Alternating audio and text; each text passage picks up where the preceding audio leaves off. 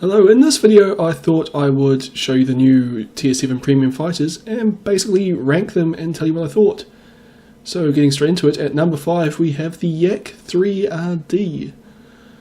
I should also point out that these videos you're going to see are not me at my best. As you see at the top, it's got a ping of something ridiculously high because I'm playing in Russia. And since I had to record these live, I also have a much lower frame rate than I'm used to.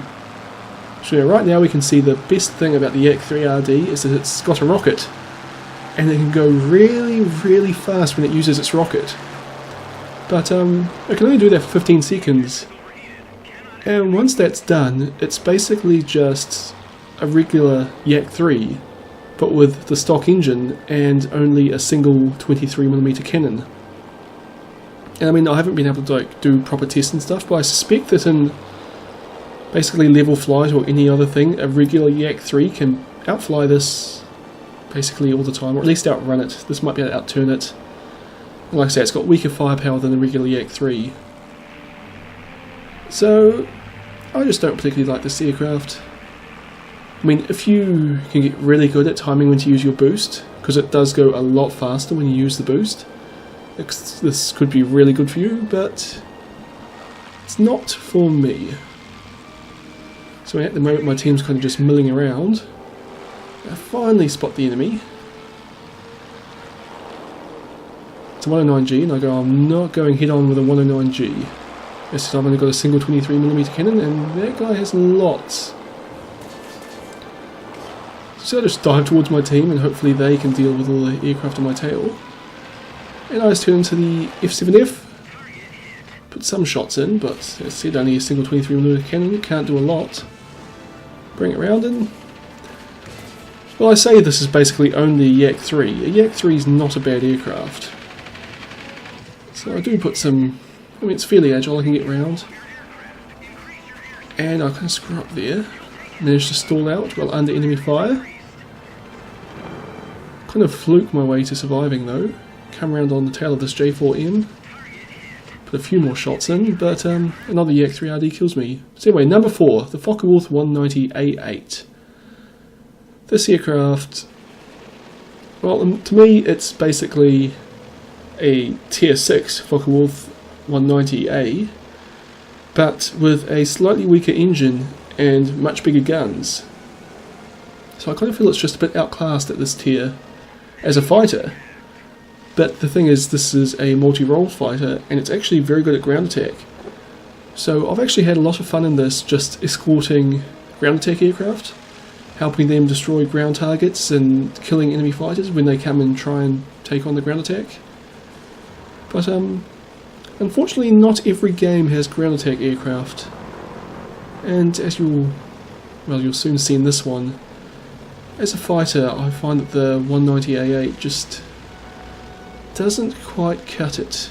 It's a bit too slow, it's a bit too sluggish, it's got good firepower. And it could just be that this is on the test server, so I have a very low hit rate and maybe the firepower is what makes this a great fighter. But so far I haven't seen anything that makes this excellent. So I'm kind of diving down on some aircraft here. Loop around to try and get on the tail of this LA9. But it goes racing away as I was a bit sluggish in my turn. I look behind me and there's a J4M on my tail. So I was hoping it overshot then, and it kind of did. But the J4M here can outrun me and outturn me. And I doubt it's going to be stupid enough to go head on with me, so... yeah, this dogfight's kind of over. To be honest. I can't run away, I can't outturn it.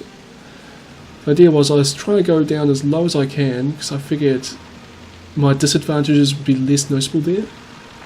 But luckily my team comes to help me out, so I managed to put some really good hits in there, and that's the one good thing about this aircraft. Great forward-firing armaments. But if you take a look at the team scores, it's probably not going to be enough to save us here. And you see a bit of the whole test server aiming then. And I get a kill before I get torn apart by that LA9 that I didn't kill earlier. So that's the Focke-Wulf 190A8. Number 3, the XP-75 Eagle. This is the American heavy fighter of the premiums. And at first I really liked this aircraft. Like, it flies so very well, it climbs great, it's got good boost, good speed. It actually turns very, very well for a heavy fighter. And I was thinking the only real disadvantage of it was that it doesn't have a tail gunner, but when you've got this kind of speed and stuff, it just doesn't really matter. But then I also realised there's another kind of a big issue with this aircraft, and that's that it only has 50 caliber machine guns. I mean, it's got 10 of them, so it's got huge firepower, but you've kind of got to get within 500 or 600 meters to be able to use it effectively.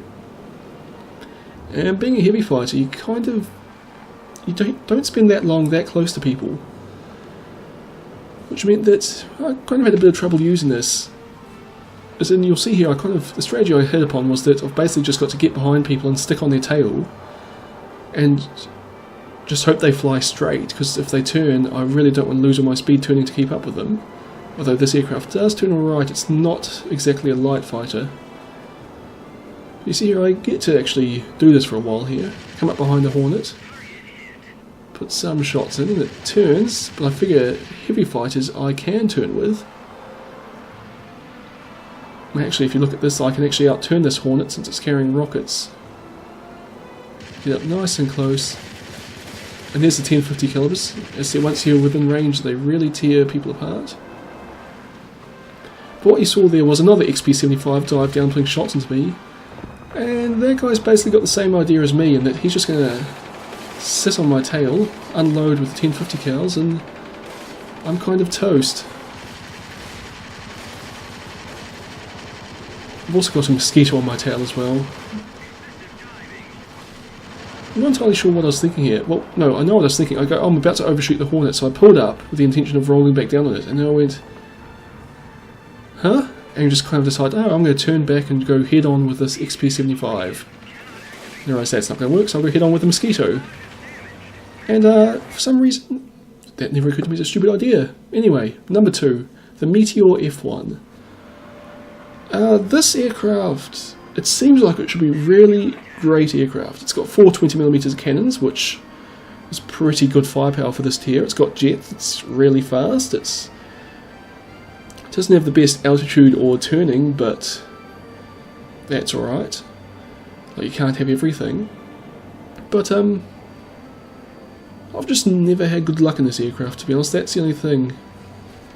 If you pay attention, you might notice I've actually got no kill markings, as in I've never managed to kill an aircraft in this. It's like I've done plenty of damage, done plenty of assists, but I've just never had a good game in this aircraft, and I'm not sure why. I'm probably flying it wrong. You see what I'm talking about here? Come up on a Hornet, put a few shots in, and well, we ran, mainly because I mistimed it because I'm not used to that speed, but whatever. Anyway, number 1, the J4M Senden.